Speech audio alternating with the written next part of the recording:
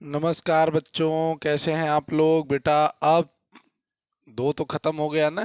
Chapter number 3 की बारी है बेटा, निर्देशांक ज्यामिति।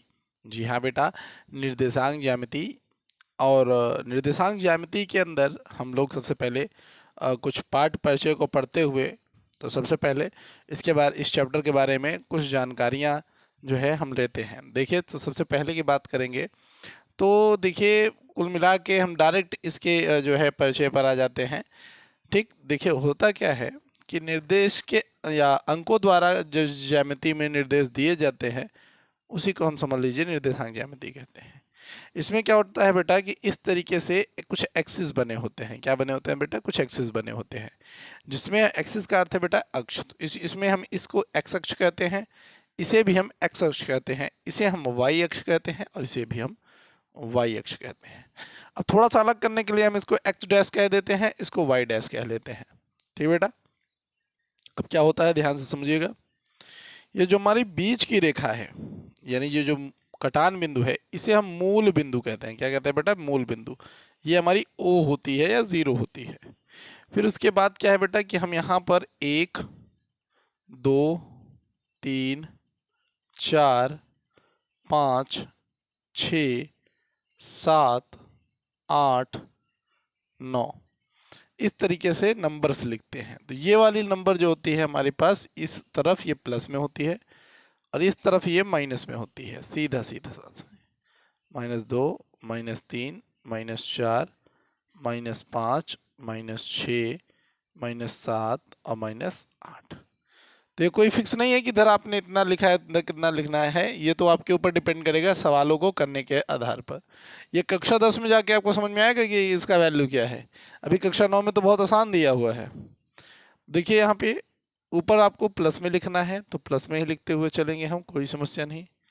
5 6 7 और ये 8। नीचे आपका ये माइनस हो जाएगा, -1 -2 -3 -4 -5 -6 -7 ऐसे। ठीक बेटा, अब कुछ बच्चे होंगे जो कहेंगे सर क्या और नंबर हम नहीं लिख सकते हैं, कुछ और नंबर लिख सकते हैं? बिल्कुल बेटा, आप कुछ और नंबर लिखना चाहें अगर तो लिख सकते हैं बेझिझक। जैसे मान लीजिए मैं यहाँ पे एक छोटा सा बना के दिखा रहा हूँ। आपके पास जो मूल बिंदु है वो तो हमेशा जीरो रहेगा। मान लीजिए आपने यहाँ पे 2 मान लिया, तो आपको 2 का पूरा पहाड़ा ही लिखना पड़ेगा। 2 4 6 8 10 ऐसे। यहाँ पे ये 2 4 6 8 10 12 ऐसे करके। ठीक, फिर इधर देखिए माइनस में 2 4 6 8 10। इधर देखिए -2 -4 -6 -8 -10। तो आपने जो पहली संख्या लिखी है उसी का आप पहाड़ा लिखते चले जाएंगे तो कुल मिला के आपके पास एक जो है निर्देशांक तल या कार्तीय तल प्राप्त हो जाता है। सीधी सीधी बात। ठीक बेटा, तो ये आपके ऊपर होगा कि आप कितने का 5 का अगर आप 5 लिख देंगे सबसे पहले, एक की जगह पे 5 लिखेंगे तो कुल मिला के आपको 5 ही का जो है पहाड़ा लिखना पड़ेगा। अब देखिए बेटा क्या होता है कि हम इसे एक्स अक्ष कहते हैं, इसको हम क्या बोलते हैं बेटा? इधर इधर हम इसको एक्स अक्ष बोलते हैं। सीधी सीधी बात आप याद रखिएगा। और ये वाला अक्ष भी हमारा एक्स अक्ष ही कहलाता है। क्या कहलाता है बेटा? यह भी एक्स अक्ष ही कहलाता है। ध्यान से सुनिएगा, ये वाला अक्ष हमारे पास वाई अक्ष है और ये वाला अक्ष भी हमारे पास वाई अक्ष है। बस अंतर ये है, समझ भी रहे होंगे आप लोग, ये दाएं साइड में है ये प्लस में है, ये बाएं साइड में है तो माइनस में है, ये अप साइड में है तो यानी ऊपर साइड में है तो प्लस है और ये नीचे वाला है तो माइनस है। बस इतना ही। अब देखिए होता क्या है, मैं आपको बताता हूँ। देखिए ये क्या है बेटा? ये चतुर्थांश कहलाते हैं। ये चतुर्थ अंश है, 4 अंश हैं। देखिए 1 2 3 4। ठीक, ध्यान दीजिएगा। तो इसे हम बोलते हैं बेटा, क्या बोलेंगे बेटा? इसे हम बोलेंगे प्रथम चतुर्थांश। ठीक बेटा, इसे हम बोलते हैं प्रथम चतुर्थांश। बस ऐसे समझते चलेंगे तो आपको सब कुछ समझ में आएगा। इसे बोलेंगे बेटा हम द्वितीय चतुर्थांश। क्या बोलेंगे बेटा? द्वितीय चतुर्थांश। ठीक, इसे हम क्या बोलेंगे बेटा? इसे हम बोलेंगे तृतीय चतुर्थांश। ठीक, इसे हम बोलेंगे तृतीय चतुर्थांश, इसे हम बोलेंगे बेटा चतुर्थांश, ऐसे। अब इनमें मान मैं बता देता हूं बेटा कि मान किसका क्या आएगा और कैसे आएगा, सब समझ लेंगे। सबसे पहले देखिए, इसमें जो मान आएगा बेटा वो x और y का ही मान आएंगे, याद रखिएगा, क्योंकि x और y ही एक्सेस है, तो x y का ही मान आएगा। तो इसमें जो मान आएगा बेटा उसमें आपका x हमेशा प्लस में होगा और y भी आपका किस में होगा बेटा, प्लस में होगा, दोनों प्लस में होंगे। इधर आपका x माइनस में हो जाएगा लेकिन y आपका बेटा प्लस में होगा। इधर आपका भैया दोनों माइनस में होंगे। इस साइड में आपका x तो प्लस में होगा लेकिन आपका y माइनस में होगा। ठीक बेटा। अब याद रखिएगा यहाँ पर x को हम लोग एक चीज और कहेंगे जिसे हम बेटा यहाँ पे भुज का नाम देंगे। x को हम भुज कहेंगे, y को हम बेटा कोटि का नाम देंगे। क्या नाम देंगे बेटा, कोटि का नाम देंगे। तो x को हम क्या कहेंगे बेटा, भुज कहेंगे, और y को क्या कहेंगे बेटा, कोटि कहेंगे। चलिए मैं बताने वाला हूं अब जो मेन चीज। अब इतना अगर आपने समझ लिया हो तो आप चाहें तो इसका स्क्रीनशॉट भी ले सकते हैं, कोई समस्या नहीं है, एकदम आराम से आप इसका स्क्रीनशॉट ले सकते हैं। यदि अन्यथा आपने ना लिया हो तो कोई बात नहीं, वैसे भी बहुत बड़ा चीज़ नहीं है। मैं अब इसको आपको थोड़ा सा डिटेल में समझाऊंगा कि आखिर इसमें क्या करना है क्या नहीं करना है। इसका अगर मैं कहूँ बेटा तो सारा का सारा बेसिक इसी में है, क्योंकि कुछ है नहीं इस चैप्टर में, बस आपको थोड़ा बहुत जानकारी अभी के लिए जो है ग्राफ को मैं कहूँ सीधा सीधा तो ग्राफ के बारे में यहाँ पे आपको जानकारी देने की जो है चेष्टा करी गई है इस चैप्टर के द्वारा। तो देखिए सबसे पहली चीज, अगर आपको इसमें कह देता है कि 2,5 कहीं दर्शाइए, 3,4 कहीं दर्शाइए, 6,7 कहीं दर्शाइए, यही सब बोलता है, तो इसमें मान लेते हैं कि आपके पास क्वेश्चन है कि 2,5 दर्शाइए। 2,5 दर्शाने को बोला है। 2,5 का अर्थ है बेटा कि सबसे पहले वाली जो संख्या है वो x का मान है और जो बाद वाली संख्या है वो y का मान है। तो आप खुद सोचिए बेटा कि अगर x का मान -2 है और y का मान बेटा 5 है तो ये कहाँ है, यही देखना है कि x का मान आपको बोला है -2। इसमें देखिए x वाली लाइन पे -2 कहाँ है, तो आप देखेंगे बेटा कि x वाली लाइन पे -2 यहाँ पर है। फिर आपको बोला है बेटा y पे 5, तो देखिए सीधी सीधी बात है, y पर 5 कहाँ है, तो आप देखिए y पर जो है 5 बेटा यहाँ पर है। देखिए इस y पर 5 पर कहाँ है बेटा, यहाँ पे है। अब दोनों के सामने सामने लाइन खींचने का प्रयास करिए। जब आप सामने खींचेंगे ऐसे करके तो ये दोनों एक जगह पे कटेंगे ना, यही कटने वाली बिंदु, यही कटने वाली बिंदु ही बेटा, यही कटने वाली बिंदु ही क्या कहलाएगी बेटा, हमारे पास -2,5 कहलाएगी। ठीक बेटा।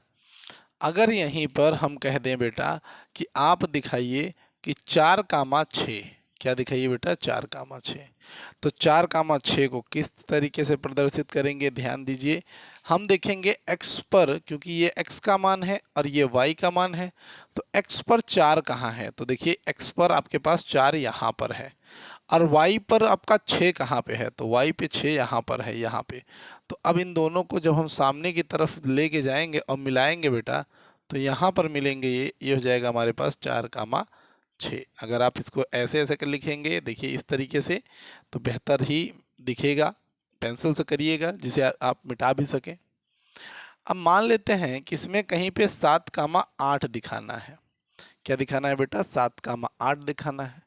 तो x पर चलेंगे, 7 यहाँ पर आता है और 8 कहाँ पे जाता है बेटा, यहाँ पर सामने की तरफ लेंगे हम, तो ये यहाँ पे आके कटा, तो यानी ये क्या कहलाएगा बेटा, 7,8। अगर इसमें -4,4 निकालें, -4,4 निकालें तो x अक्ष पर जाएंगे -4, तो x अक्ष पर जाएंगे तो -4 यहाँ पे और 4 है बेटा तो ये यहाँ पर है। दोनों को सामने सामने लेके आएंगे तो यहाँ पे मिल जाएगा बेटा -4,4।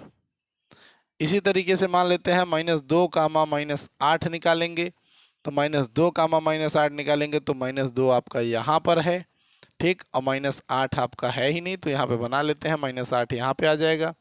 दोनों का सामने सामने लेके आएंगे तो -2,8 लेना है, तो ये जाके यहाँ पे कटेगा, तो ये हो जाएगा -2,8। इस तरीके से -2,8 हो गया।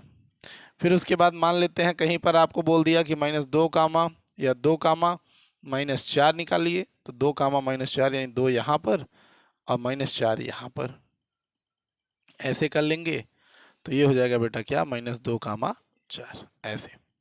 ठीक बेटा, अच्छा 2 कामा -4, ठीक बेटा 2 कामा -4, तो इस तरीके से हम इसको निकाल सकते हैं। ठीक, थोड़ा एक और मैं आपको सिखाऊंगा बिल्कुल, जो कि बड़े लेटर्स को दिखाने के लिए यूज़ किया जाएगा। फिलहाल इसमें आपको इतना ही जान लेना है तो आपको पूरा का पूरा चीज़ समझ में आ जाएगा। इसमें वैसे बहुत बड़ी चीज़ें नहीं दी गई हैं, परंतु इतना आपको तो जानना होगा कि आपको कम से कम 10 के कुछ सवाल भी समझ में आ सकें। 1-2 सवाल जो आपको निर्देशांक के ऊपर हो खासकर, वो समझ में आ सके। तो देखिए, जैसे मान लेते हैं कि एक हम अभी और बना के दिखाते हैं आपको। जैसे मान लेते हैं आपके पास 4 का है, तो 4 ले लेते हैं। 4 दूनी 8 होता है, 4 तीन 12, 4 चौके 16, 4 पंचे 20, 4 छः 24। ठीक बेटा, फिर यहाँ पे क्या हो जाएगा बेटा 28। ठीक, ऐसे ना। फिर उसके बाद देखिए बेटा यहाँ पे फिर यही होगा 4 8 12 16 20 और ये कितना बेटा 24, बस ये माइनस में रहेगा। ये क्या होगा बेटा, माइनस में रहेगा। 4 के 4, 4 दूनी 8, 4 तीन 12, 4 चौके 16, 4 पंचे 20, 4 छः 24। फिर 4 लेंगे, फिर 8 करेंगे, फिर 12, फिर 16, फिर 20, फिर 24, फिर 28, फिर 32। ये आपका वाई अक्ष है, ये आपका एक्स अक्ष है, ये आपका एक्स डैश अक्ष है, ये आपका वाई डैश अक्ष होगा। तो 4 माइनस में होगा, ये यहाँ पे -8, यहाँ पे -12, यहाँ पे -16, यहाँ पे -20 और ये -24 ऐसे। अब आपको कह दिया बेटा इसके अंदर कि मान लीजिए कि 3 कामा 7 दिखाइए। ऐसे कुछ सवाल ऐसे भी आ सकता है जिसमें आपको इसमें नंबर सी ना हो, 3 कामा 7 दिखाना है। तो कैसे दिखाएंगे, देखिए इसमें भी मैं आपको बताता हूँ। तो 3 कहाँ होगा बेटा, देखिए 3 यहाँ से लेके यहाँ के बीच में ही कहीं 3 है। तो यहीं पे एक पॉइंट आप चाहें तो यहाँ पर मान सकते हैं कि यहाँ पे 3 है, मान लिया हमने। 7 देखिए, 7 आपको हमेशा 8 के नीचे मिलेगा, तो इसको ऐसे लगाइए, यहाँ लगाइए, यहीं पे बता दीजिए कि भैया 3 कामा 7 हमारे पास यहाँ पर है, एकदम आराम से। कहीं पे आपको कह दिया भैया कि बताइए -16 कामा 8 कहाँ है, तो -16 कामा 8 लेंगे बेटा। तो -16 आप देखेंगे कि यहाँ पर है, तो और 8 आपका कहाँ पे है, यहाँ पे। तो आप ऐसे लगाइए, ऐसे करिए, तो हो गया -16 कामा 8। इस तरीके से बेटा आप बिल्कुल लगाएंगे। ठीक, अब देखिए बेटा इतना तो हो गया। ठीक, कुछ है नहीं, मैं आपको बताता हूँ। तो मैं किताब से देखूंगा, क्योंकि भैया देखिए इसमें जो आपका सवाल है वो बहुत बड़ा बड़ा है, तो किताब से तो पढ़ना पड़ेगा। तो क्या है बेटा कि एक अन्य व्यक्ति को आप अपने अध्ययन मेज पर रखे टेबल लैंप की स्थिति किस प्रकार बताएंगे। तो ये आपसे क्वेश्चन पूछ लिया है, तो मैं आपको इसको बता देता हूँ, अन्यथा आप उत्तर समझा देता हूँ। बाकी आपका जो उत्तर माला में दिया हुआ होगा उसी को आप लिख देंगे तो सही चलेगा आपका। ठीक, तो आपको बोला है कि किस प्रकार से अपने टेबल पर एक लैंप की स्थिति आप दिखाएंगे। तो जैसे मान लेते हैं कि ये एक टेबल है, ठीक, और इस पर कोई एक लैंप रख दिया गया है, इस पर कोई एक लैंप रखा है। मान लेते हैं ये वो जगह है जहाँ पे वो लैंप रखा हुआ है, ये वो जगह है जहाँ पे लैंप रखा हुआ है। अब हम क्या करेंगे बेटा, तो हम इसमें यही बता सकते हैं ना कि देखिए ये इससे इस कोने से इतनी दूरी पे है और यहाँ से इतनी दूरी पर है, तो यही तो हम बता सकते हैं। तो टेबल लैंप की जो स्थिति होती है बेटा वो हम यहाँ पर बता सकते हैं इस तरीके से। तो हम क्या करेंगे बेटा कि हम किन्हीं 2 किनारों को ले लेंगे, किन्हीं 2 क्या करेंगे बेटा, किनारों को ले लेंगे और इसी तरीके से बताएंगे। अब यहाँ से हम ये कर सकते हैं कि भाई ये बता सकते हैं कि बाएं तरफ से 15 सेंटीमीटर ले लीजिए, इतनी दूरी पर है, और आपका जो ये इस मतलब इस दाएं तरफ से इतना, और ये नीचे की तरफ से मान लीजिए 25 सेंटीमीटर की दूरी पर दोनों स्थित हैं। तो वो पैटर्न हम यहाँ पे बता सकते हैं कि भैया यहाँ पर हमारे पास हमारा लालटेन रखा हुआ है, यानी टेबल लैंप रखा हुआ है। और बाकी अगर आपको लिखना है बेटा तो जो उत्तरमाला में आपको दिया हुआ है उसी को आप लिख लीजिए, कोई समस्या नहीं है बेटा। ये सवाल भी नहीं है, ये केवल आपसे पूछा हुआ है। मैंने आपको समझा दिया कि भैया मेज पर रखे हुए किसी टेबल लैंप को स्थिति आप कैसे बताएंगे। सीधा सीधा बात है भैया कि एक किनारा पकड़ेंगे, वहाँ से इसको नाप लेंगे, टेबल लैंप दोनों साइड में नाप के बता देंगे कि भैया यहीं पर है। ज़्यादा जरूरी पड़ी तो चारों तरफ से नाप लीजिए, और क्या, ख़त्म कहानी। तो ये स्थिति इस तरीके से बताई जाएगी। ठीक, अगर आपको वो चाहिए तो भैया देख लीजिए, हमने पूरा का पूरा उत्तर भी आपको बगल में दे दिया है, इसको लिख लीजिए। दूसरा सवाल देखते हैं बेटा। तो देखिए, सड़क योजना, एक नगर में दो मुख्य सड़कें हैं जो नगर के केंद्र पर मिलती हैं। ये दोनों सड़कें उत्तर दक्षिण की दिशा और पूर्व पश्चिम की दिशा में हैं। नगर की अन्य सभी सड़कें इन मुख्य सड़कों के समांतर परस्पर 200 मीटर की दूरी पर हैं। वाह, 200 मीटर की दूरी पर हैं और प्रत्येक दिशा में लगभग 5 सड़कें हैं। अच्छा, प्रत्येक दिशा में लगभग 5 सड़कें हैं, ये सही है। 1 सेंटीमीटर बराबर 200 मीटर का पैमाना लेकर अपनी नोटबुक में नगर का एक मॉडल बनाइए, सड़कों का एकल रेखाओं में निरूपित करिए। अच्छा, इन्होंने पूछा है, उसके बाद आपके मॉडल में एक दूसरे को काटती हैं। इनकी क्रॉस स्ट्रीट चौराहे हो सकती हैं। एक विशेष क्रॉस स्ट्रीट 2 सड़कों से बनी है, जिनमें से एक उत्तर दक्षिण दिशा में जाती है और दूसरी पूर्व पश्चिम दिशा में जाती है। प्रत्येक क्रॉस स्ट्रीट का निर्देशन इस प्रकार किया जाता है कि यदि दूसरी सड़कें उत्तर दक्षिण दिशा में जाती हैं और 5वीं सड़क पूर्व पश्चिम दिशा में जाती है और ये क्रॉसिंग पर मिलती हैं, तब हम इसे क्रॉस स्ट्रीट को 2,5 कहेंगे। इसी परंपरा से यह ज्ञात कीजिए कि कितनी क्रॉस स्ट्रीट को 4,3 माना जा सकता है और कितनी को 3,4 माना जा सकता है, ऐसा इन्होंने कहा है। ठीक बेटा, तो देखिए एकदम आसान है, कुछ ज़्यादा यहाँ पे दिक्कतें वैसे भी है नहीं। ठीक, तो क्या है कुल मिला के कहानी, इसमें देखिए बोला है ये कि भैया कुछ 5 सड़कें हैं। क्या बेटा, कुछ 5 सड़कें हैं। वो 5 सड़कें कैसे हैं? वो 5 सड़कें, एक मान लीजिए सड़क ऐसे गई है, दूसरी सड़क ऐसे गई है, तीसरी सड़क ऐसे गई है, चौथी सड़क ऐसे गई है, 5वीं सड़क ऐसे गई है, ऐसे। फिर आपको बोल रहा है कि एक सड़क आपके पास ऐसे गई है, दूसरी सड़क आपके पास ऐसे गई है, तीसरी सड़क आपके पास ऐसे गई है, चौथी सड़क आपके पास ऐसे गई है और 5वीं सड़क आपके पास ऐसे गई है। अब इसका बेटा देखिए, ये सड़क नंबर हमारे पास 1 है, ये 2 होगी, ये 3 होगी, ये 4 होगी, ये 5 होगी। इसी साइड से देख लीजिए, ये 1 है, ये 2 है, ये 3 है, ये 4 है और ये 5 है। ठीक बेटा, इस तरीके से ना। अब देखिए आपको 4,3 बोला है। क्या बोला है बेटा? 4,3। ठीक बेटा, 4,3 बोला है।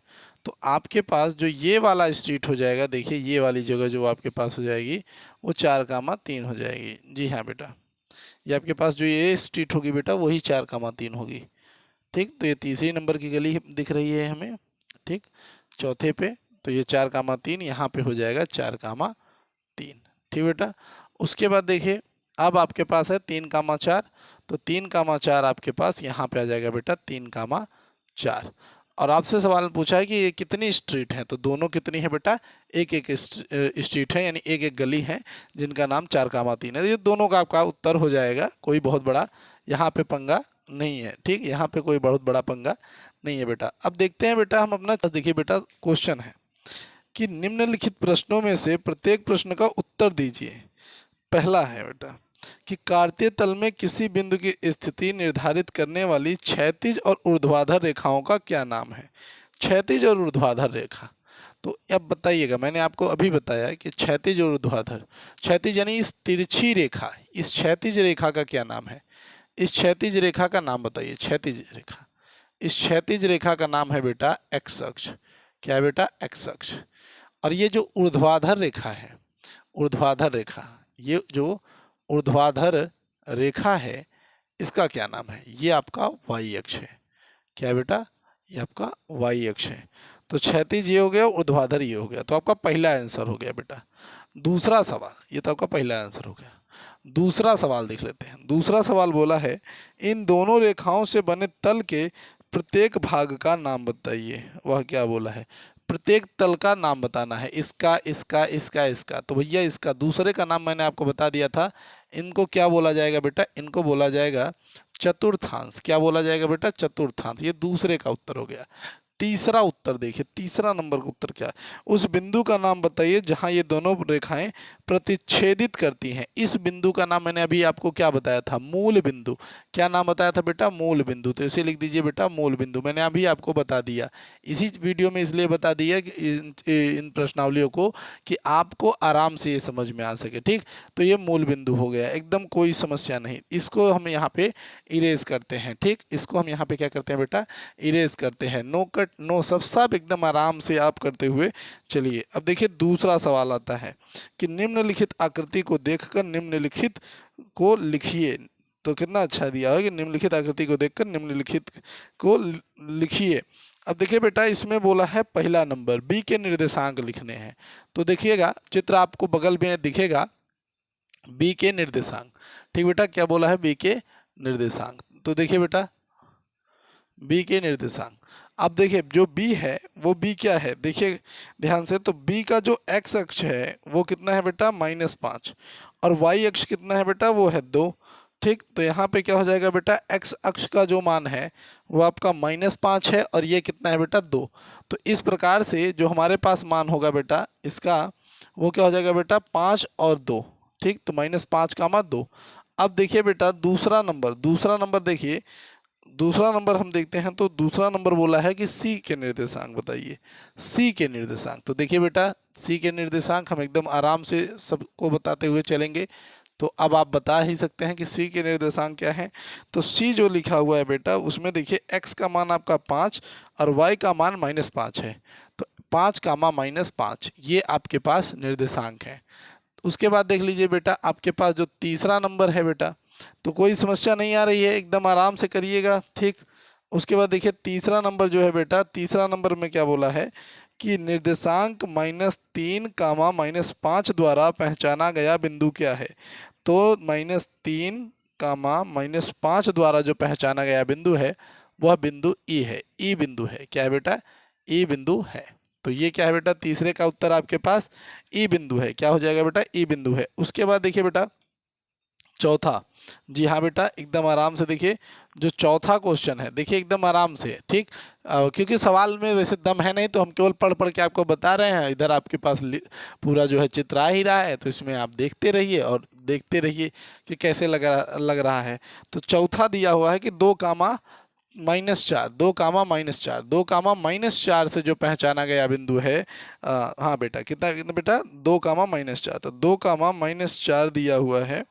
तो 2, -4, तो यहाँ पे 2, -4 से जो पहचाना गया बिंदु है बेटा वो क्या है बेटा, जी है। वो क्या है बेटा, जी है। 2, -4 से पहचाना गया बिंदु क्या है बेटा, वो जी है। जी हाँ बेटा देख लीजिए।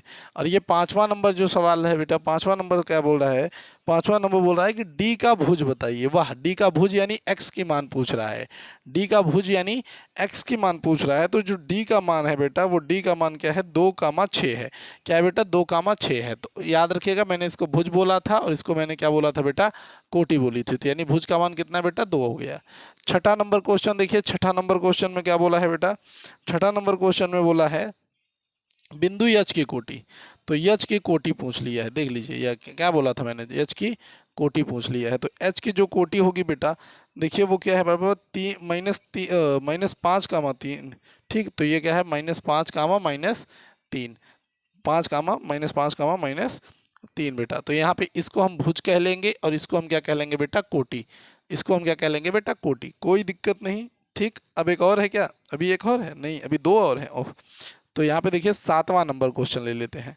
7वां नंबर क्वेश्चन है बेटा, 7वां नंबर कह रहा है कि बिंदु एल के निर्देशांक बताइए। तो एल के निर्देशांक बताने हैं। तो जो बिंदु एल है बेटा देखिए, बिंदु एल, हाँ देखिए बिंदु एल आपको डॉट करके दिया हुआ है।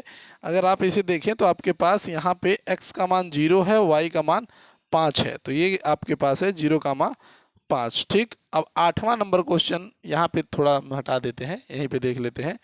8वां नंबर क्वेश्चन की बात करें तो 8वां नंबर क्वेश्चन की बात करें बेटा तो ये है कि बिंदु m के निर्देशांक बताने हैं।